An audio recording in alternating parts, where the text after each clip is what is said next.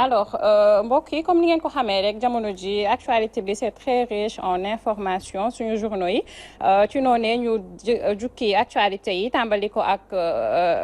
journal bi nga xamante ne moo di Walf Quotidien Aliou Sow donc Walf Quotidien dikkaat bu baax ci maître Moussa Diop mi nga xamante ne yaakaar naa démb doon nañ ko waxtaanee doon wax qu'il était sur le point d'être limogé par le président Sall mu mel ni loolee bañ ko waxee ci ngoon si mujjee naa am donc Walf Quotidien dikkaat ci boobulee xabaar di xam ne ni que dafa am benn haute administration bi nga xamante ni di maître Moussa Diop dañ ko limogé waaye Macky décrète l'état d'urgence. Oui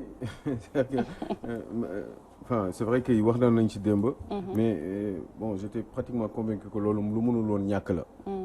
à la limite même am na ay xeex yoo xam ne boo koy xeex ci ay kuréel yoo xam ne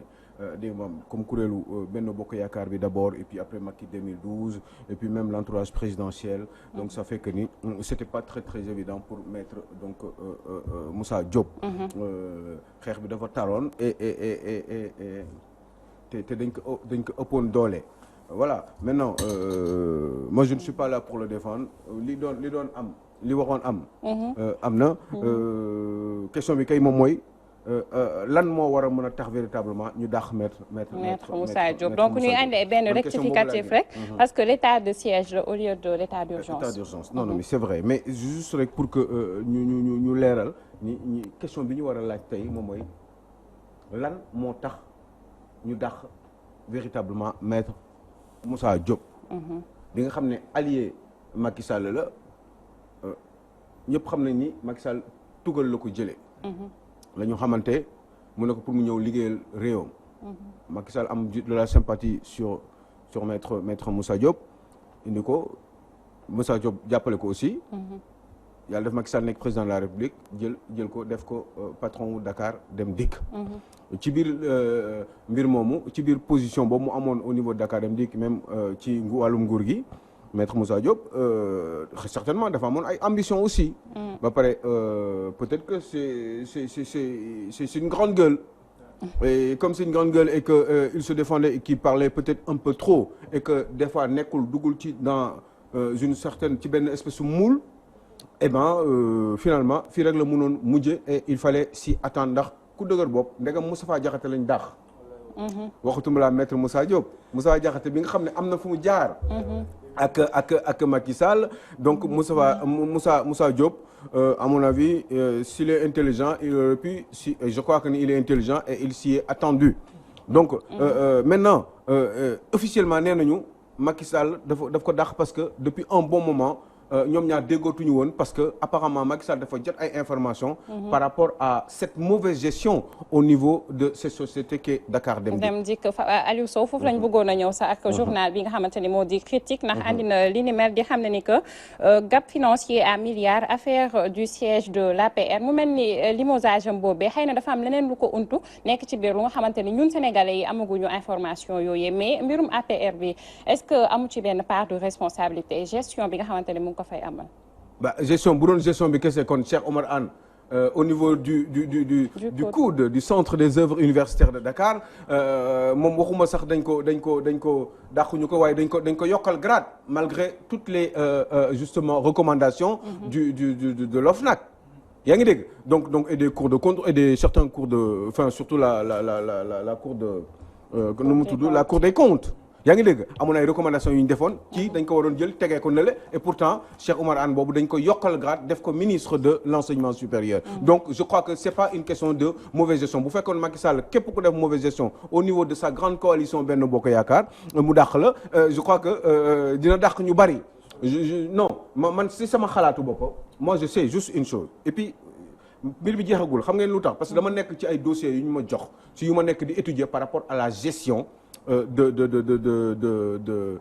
de Dakar Dem Dikk mais dossiers yooyu dama ci pareegul moo tax mënuma ci avancer trop mais je sais au moins une chose moom mooy maître Moussa Diop moom mooy patron wu Macky 2012. te Macky 2012 wax dëgg yàlla bëgguñu woon maître Moussa Diop parce que demoon dafa am une scission entre ku ñuy wax Moustapha Diagne. ak Adji Bergane Kanouté bi nga xam ne invité woon nañ ko ci suñu benn émission bu tudd Grand Dîner il est évident que ni ñooñu ñi ngi doon xeex ci kaw ak ci suuf li feeñ ak li feeñul pour que non seulement maître Moussa Diop jóge Dakar Dem Dikk mais aussi mu jóge Macky 2012 xam nga fii dafa am ay tradition yoo xam ne il faut que boo ci nekkee boo yenee yenn sociétés yi il faut que ngay nangu ñenn ñi yenn ponte yi ñu lay defloo yenn yi genre jox ma xaalis fii te il faut nga def ko parce que ñoom dañuy politique te président bi la ñuy politiqual te président boobu moom moo la fi teg yow ci position boobu nga xam ne war nga mën a am yenn say yenn weccit yoo xam ne il faut que nga leen koy jox ndax ñuy mën a liggéeyal président que président bi dégg ko soit au courant ou pas en tout cas yooyu da nga ko war di def te ponte yooyu boo ko deful en général nga ñëw mel ni comme Aliou Sow am yenn rigueur yi dans votre façon de faire gars yi dinañ la balayer mu gàtt wala mu yéex tôt ou tard dañ lay mujjee balayer doo ko mën a continuer alors moi je sais que ni y a beaucoup de gens surtout certains cerveaux du parti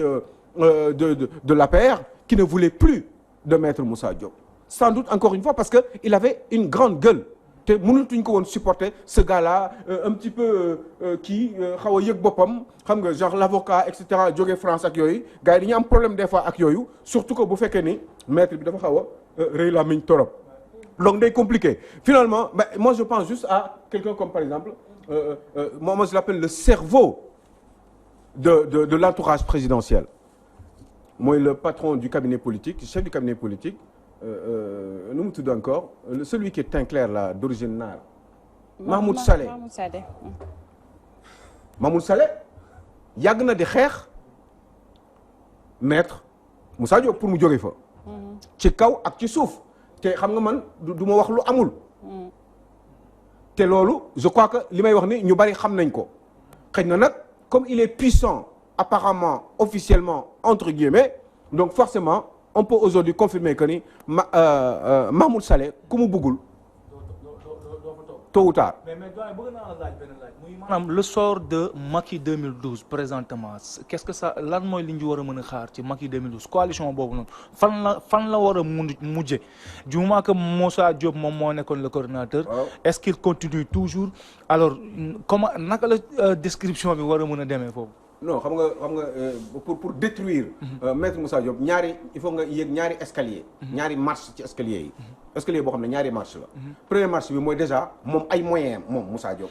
il faut que nga kase ko affaiblir ko mooy xaalis il faut comme ni ñu def Sori Kaba est-ce que dëggati ngeen ko wallaay ndeysaan non dafa am ni ñu lay defee sa poste sa responsabilité poste bi nga am nga xam ne moom mooy sa teraanga moom ngay dimbale nit ñi mooy tax ñu lay gis moo tax ngay exister boobu la ñuy dagg d'abord d'accord bu ñu ci paree ñu xool politiquement xam ngeen Sori Kaba dafa bëggoon mairie Fatick c'est vrai au-delà de tout troisième mandat beeg yëpp bëggoon na maire Fatick te mi ngi si doon xeex ak Matar Ba bi nga xam ne su sous président de la République la ndax Macky Sall moo ko teg maire Fatick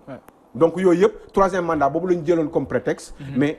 ambition wu Sori Kaba aussi commencé woon na di bari ndax Sori Kaba bokkul woon APR ndax booyu Djiboka la woon xam naa rek comme Bayo la du noonu comme Bayo la jirim la donc forcément donc bi fi Djiboka nekkatul ay day dooleem day wàññeeku amatul luñ ko rusé amatul ku koy protéger donc loolu moo dal nii Moussa Diop parce que à un moment donné Macky Sall moo doon bàyyi spirituel am ndax moo ko dugal ci politique mais peut-être que ni à un moment donné Macky Sall en a eu marre de son fils spirituel parce que il se dit tout simplement kii daf ma bëgg a yàqal par rapport ak man li nga xam ne moom lay xalaat te Sénégalais xamuñu ko te chaque jour bu may watu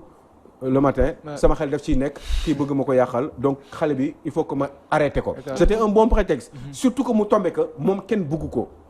gars yi dañ doon xeex pour Moussa Diop jóge après jóge Dakar Dem Dikk jóge na fa léegi beneen prochaine marche escalier bi mujj moom mooy que il faut que Macky 2012 mu jóge fa te dina fa jóge parce que amatul doole amul xaalis peut-être que sax day gàddaay dem immigré ji parce que mënul continuer di xeex politiquement parce que amatul doole ndax Macky Sall gëwma ni ak ni mu ko jëlee nii dina ko jox beneen position ci biir Aliou Sow ci même lancé boobu mu mel ni Aliou Macky Sall buñ ko toppee ci procès yi nga xamante ni procédure disons yi nga xamante ni moom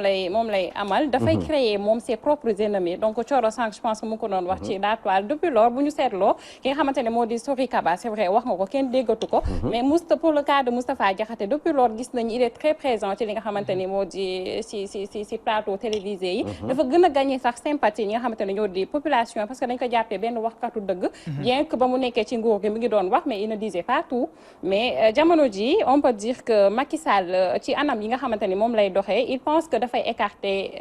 des potentiels adversaires mais au contraire dafay créer li nga xamante ni moo di ses propres ennemis et je pense que li ni mel war na ci bàyyi xel bu baax. est-ce que yaa ngi bàyyi xel ci Moustapha Cissé Lo aussi. waaw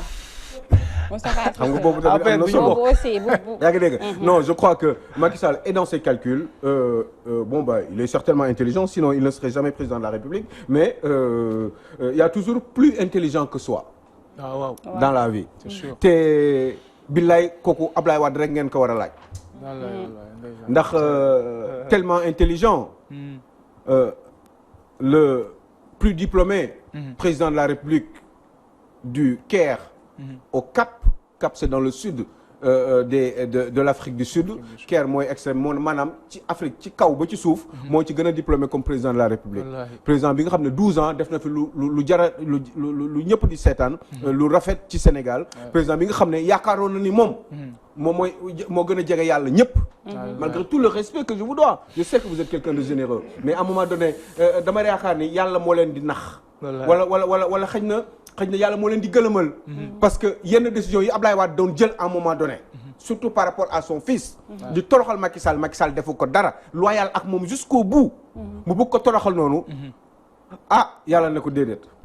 yow nag il faut nga yem parce que dafa am foo xam ne foofu nga toll ndax fii laa la yemale ndax man maay subhanahu wa taala te am na yoo xam ne man maa koy décider y a des gens yoo xam ne dañuy nekk ci nguur président de la République yaakaar ni peut-être loolu mooy dal Macky Sall nii parce que yii muy def nii yëpp xamul nan la koy calculer peut-être que aussi il ne veut pas de troisième mandat et qu'il a juste pas envie que les autres en parlent parce que il veut une certaine stabilité dafa bëgg stabilité ak équilibre pour li nga xam ne moom lay liggéey pour que dëkk bi avancer balaa mandat bi di jeex kenn bañ ko perturber peut-être loolu kese la mais bu fekkee ni dafa am arrière pensée yi nga xam ne moom la ñuy njort parce que finalement benn côté rek boo fa waxee rek lay dàq beneen côté bi du la dàq ñu bari nee nañu ci wax nañ ci troisième mandat bi mais en faveur d'un troisième ou d'une troisième candidature du président Macky Sall pour un troisième mandat pourtant ñooñu kenn mësu leen dàq dañ leen bàyyi di leen seetaan ñuy wax lu leen neex alors lan mooy problème bi véritablement est-ce que mandat bi waroo ci wax tant que c'est dans le sens négatif ou dans le sens contraire des intérêts du président Macky Sall waroo ci wax wala bu fekkee ne c'est dans le sens des intérêts dans le sens positif des intérêts du président Macky Sall bu boobaa tout va bien en ce moment-là effectivement day poser un problème parce que nit ñi nañ jot quand même nii mais waa ji moom ñi muy dàq nëpp mooy ñi nga xam ne dañ ko contre ci yenn détails yi tey moom vraiment journaux yi dafa riche en actualité absolument et une minute moo ñu dese mais mën nañ ci jàll vite fait rek ci journal bi nga xamante ni moo di enquête dikk ci élection locale yi nga xamante ne waroon naa am en mars 2021 mais jamono ji acteurs politiques yi mën nañu ne ñoom ñëpp dañoo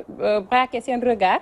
ci li nga xamante ni moo di statut de l'opposition waxatuñu sax lu ñeel wàllum élection locale yi donc enquête